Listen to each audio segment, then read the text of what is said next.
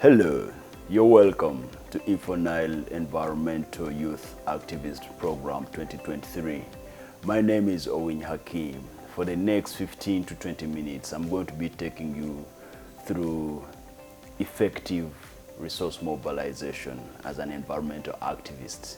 So before we proceed to resource mobilization, we would like to understand what is resource itself.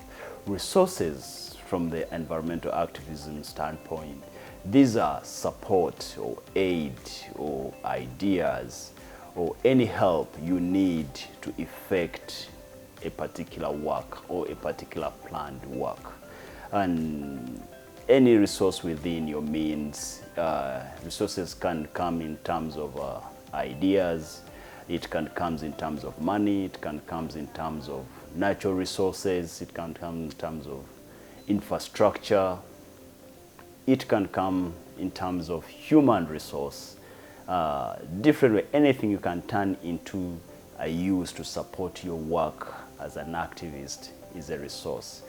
It can be defined in the different ways. Different organizations define resources in different ways, but anything that can support your work to execute the planned work. So establishing understanding for that, what is resource mobilization? Resource mobilization, these are undertaking associated with obtaining those support, those aid, those help you need to execute a particular planned work. So how do you get to those undertaking? You need to first do the research, know who are your potential supporters. If you're going to source for these resources from outside, you have to know who are the people outside there who can support your activity, people who are align your activities. And you have to align your activities to the resource you need. People want to know that, okay, they support you with their resource. Are you in line with their objective? Is your activities helping community?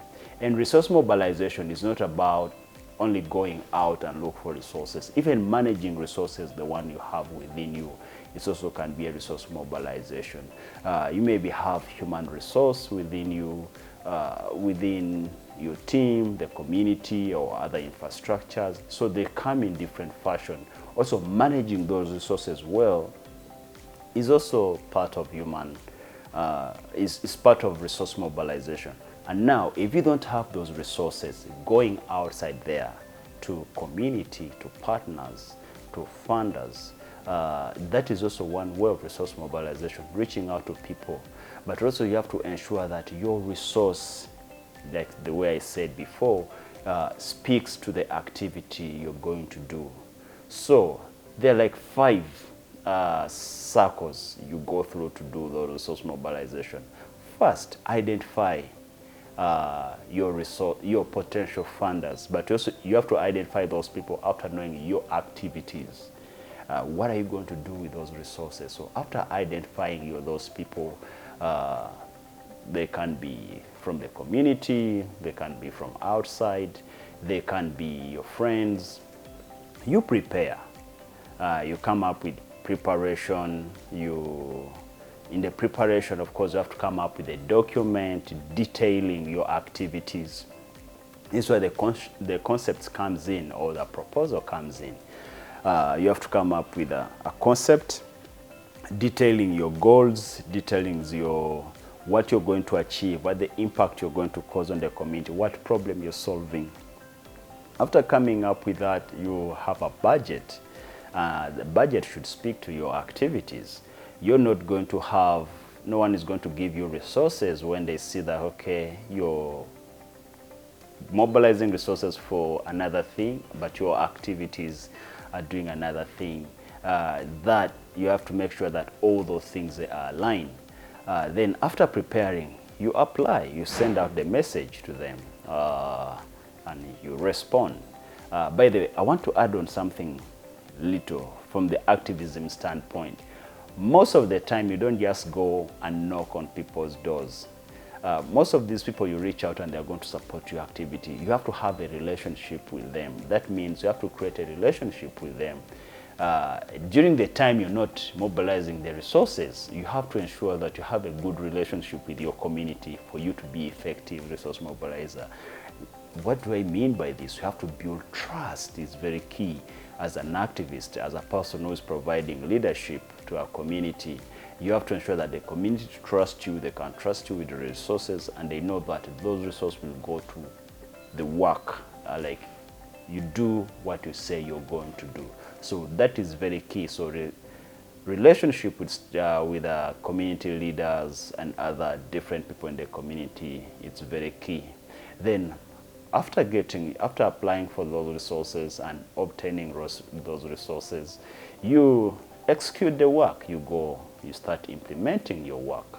The way you have planned it, the way you have promised it, the way you told the people you're going to do the work. And if you're going, like people come and maybe they're giving you support of their human resource, make sure that, okay, you deploy them in the way they know that, okay, this is how we're affecting the work.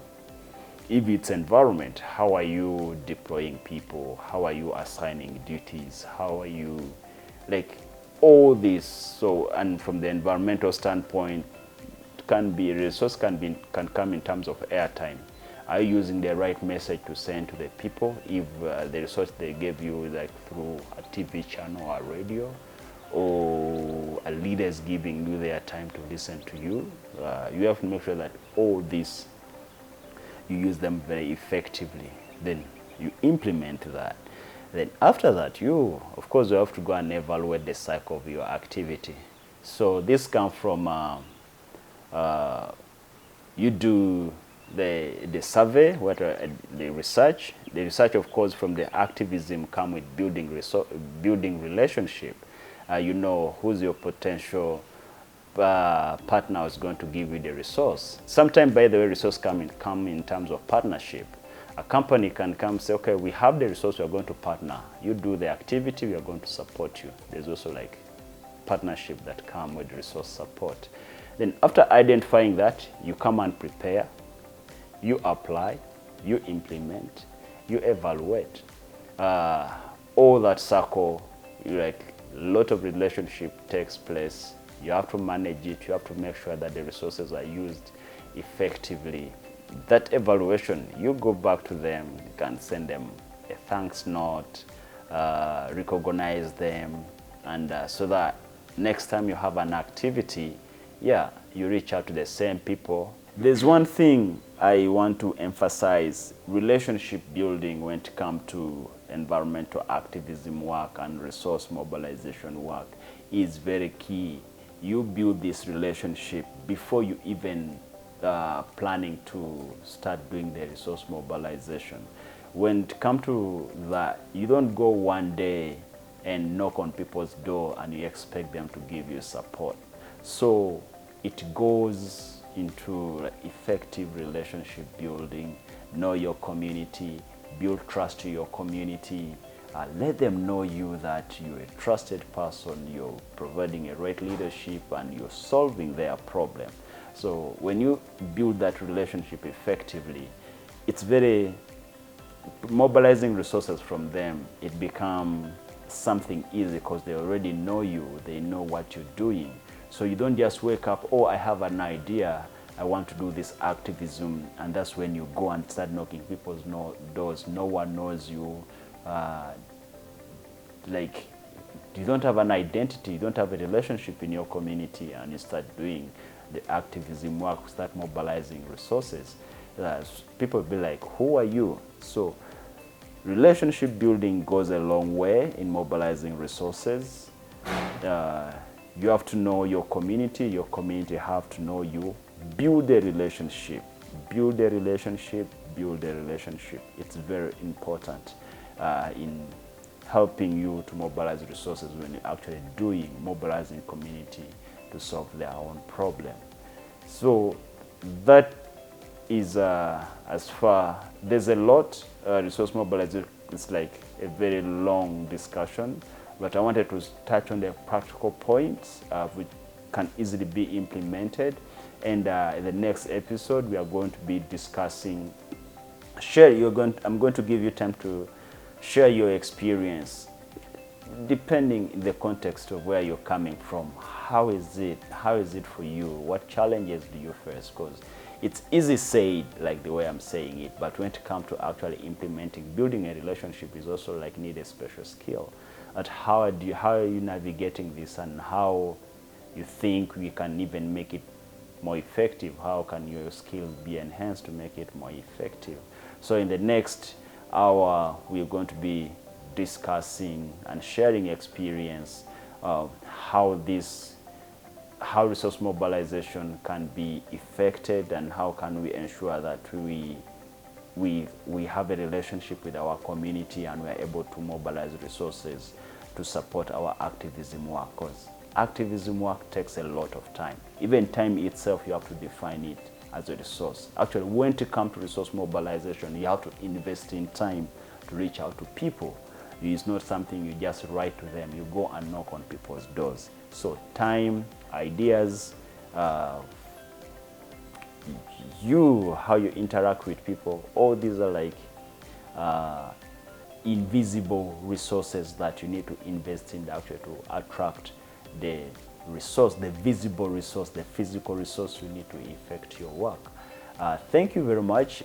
Still welcome to the InfoNile Environmental Youth Activist Program 2023, and looking forward to the discussion.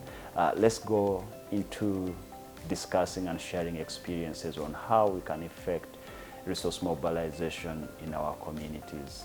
Thank you very much. My name is Owin Hakim, and looking forward to enrich our discussion with your experiences.